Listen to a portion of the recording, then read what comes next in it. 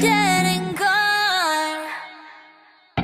Hi, it's Roseerie. Today I'm going to be talking about my unpopular opinions regarding various topics in K-pop. Please remember these are my opinions and feel free to respectfully comment yours below. Also, don't hate me if these unpopular opinions are actually popular. I'm dumb, okay? 1. I don't care if Blackpink makes mistakes on stage. I don't know if it's just me, but I don't think it matters if Blackpink make these little mistakes on stage. I'm not going to a concert to analyze the dancing or singing, I'm going so I can have fun.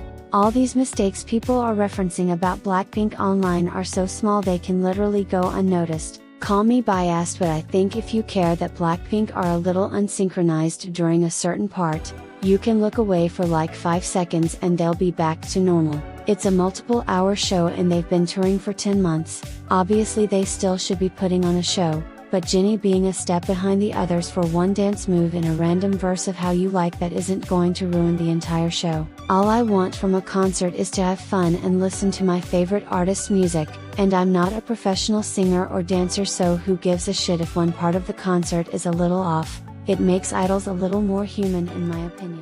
2.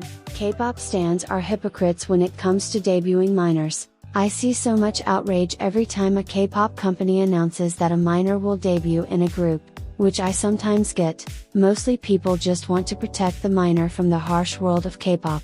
But what gets me annoyed is how K-pop stans completely forget about this once the group has debuted, or how they pick and choose which groups to hate on. For example, babymonster has got so much hate for the youngest member being 14 years old, despite the fact that other groups like IVE and newjeans debuted members at young ages as well. I see a lot of comparison between newjeans and babymonster, when they literally have the same average age of 16 across the group, at debut.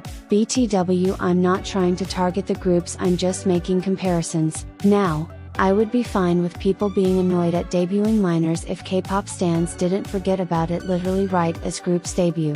When the ages are announced, everyone screams and cries, but once the group debuts and has a comeback, no one gives a shit anymore. 3. Why do companies put idols in cultural appropriation if they see the hate they get? This one confuses me so much. Every time a company decides to put an idol on stage with some kind of cultural appropriation, there is always a huge backlash. So apart from the fact that it is disgusting, why do companies put idols in cultural appropriation when they know the hate they'll get? Why put your idol in braids when you're going to release an apology hours later? Like, it baffles me. I understand companies don't care about cultural appropriation, but they've seen the hate idols get, so why continue doing it? The idols always look whack too. I don't know. 4.